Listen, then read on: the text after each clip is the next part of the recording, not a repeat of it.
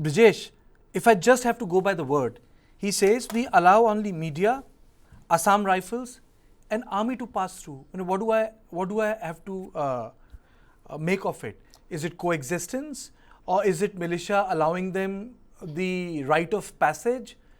See, more than coexistence, it shows that they have faith only in Indian Army and Assam Rifles, and that is the reason why they allow, and also in media, because they get their story to the wider world. So it shows their faith in Indian Army and Assam Rifles, and they say that they allow passage only to them and media, and also people who want to live nearby or live in the village. But he also made very interesting observation, that when he asked if you allow villagers from the nearby villages and all, so he said the situation is not that you see too many villages moving around as we speak. So this also speaks about the fear, the horror of the entire thing, which has been happening for the since May 3rd till now, which is unfolding there. And our reporter has done a very detailed survey. Fabulous job. Fabulous job. Yeah, absolutely fabulous job of a detailed understanding, detailed walkthrough of everything that is happening there. And I think this speaks volumes about the way ghettoization has taken place, the way the trust factor is also deeply divided. If you are a Kuki, you trust Indian Army, you trust Assam Rifle. If you are a Meitei, you trust Indian Army, but you do not trust Assam Rifle at all. This dichotomy is also a very perplexing and very surprising dichotomy, which is evident there in for the last 50 plus days, ever since we have been covering this violence in Manipur is concerned.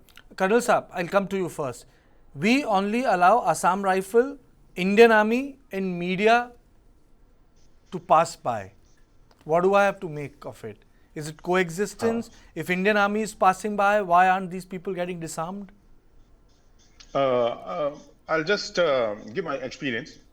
I was posted in Assam Rifles, as I said, on deputation. And the same situation is happening over here. Assam Rifles are basically not deployed in the plain areas. They are deployed in the hills, basically. And next to a village, always, in most of the cases, the companies I'm talking about, or let's say the platoons, they are deployed next to the village. And if it is a battalion headquarters, then little away from the villages. Now, Assam Rifles over the time, they have close connections with the village, they know each other. And when this kind of, clash takes place, that time the role of the Assam Rifle is to protect that village. It will not that Assam Rifle company or let's say platoon will not allow any other chaps, any other party, except from the village, to attack that village. That is one thing. So my recommendation, which I have been telling from before, is that Assam Rifles, if it is Assam Rifle, then it should be deployed in both the village. Let's say Meitei village and the adjacent village Kuki. So two companies or let's say two platoons should be deployed, so that their communication, understanding, everything is fine. This side also, if there is one, for example, let's say there is one Assam Rifle platoon or company in Meitei village, his duty, the duty of the company commander is to protect that Meitei village. And the same goes for the other one. If a company or let's say a platoon of Assam Rifle is there in the Kuki village, his duty is to protect that village. So this is the, now in when we see the scenario now, this side, Meitei side, there's no Assam Rifles.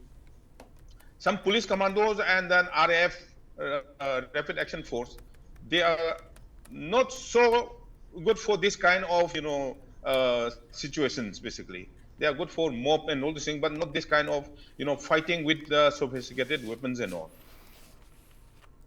Okay. So they are little, reluctant to go. Let and leave ki baat nahi hai. It is a matter of duty.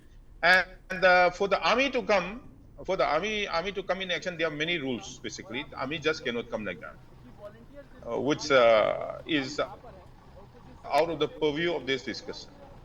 Yeah, okay, I can understand that it's out of the purview of this discussion. I understand that.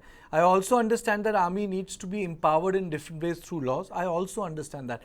But this is something when he says we allow Assam Rifle and Indian Army and media to pass through, Mr. Kipgen, it also says that there's a parallel existence of force. To put it simplistically, this is something like a Hollywood movie shot in Africa. Mr. Kipgen. See, the same way that in the valley, they did not like the presence of the Assam Rifles, they have certain sense of animosity towards them. But they only trust the Manipur police commandos and the Manipur Rifles and the IRBs. No, that is the picture in the valley, Meitei dominated areas.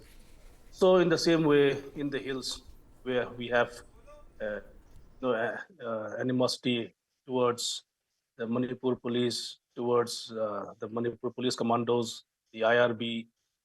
So it's in both sides, and the reason that is there, I don't know.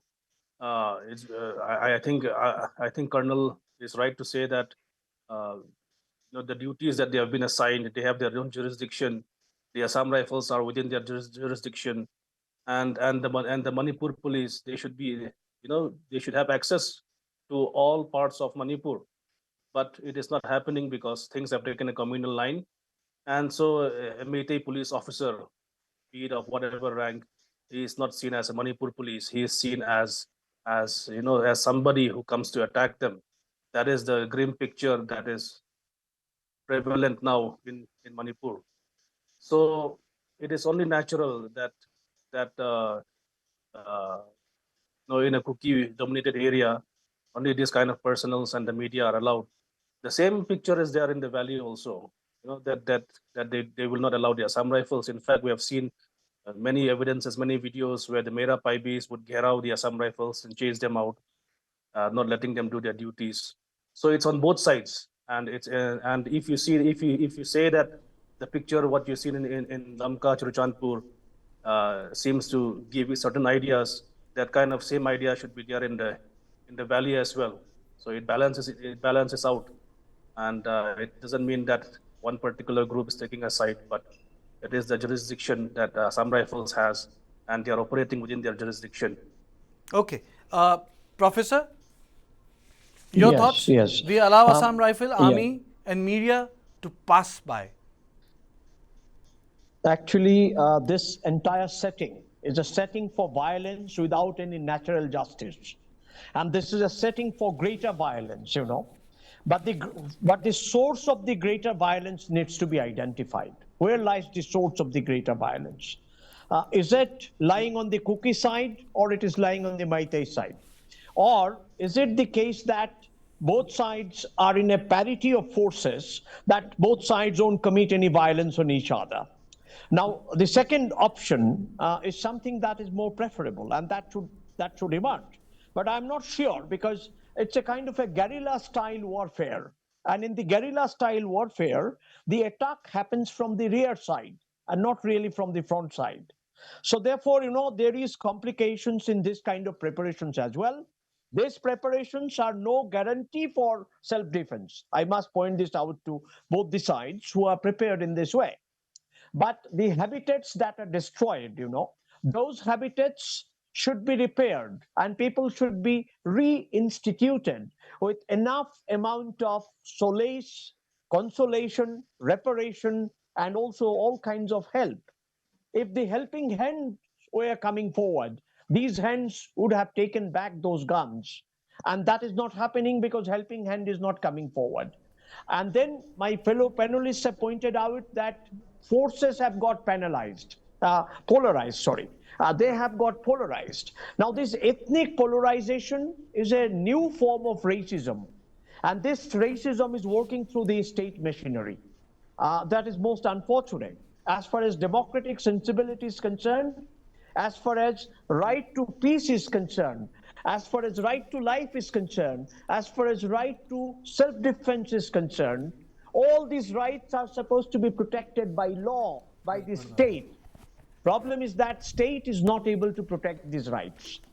So you are in an aporia, you are in a vague situation where the state is not present. It's an absent present state machinery.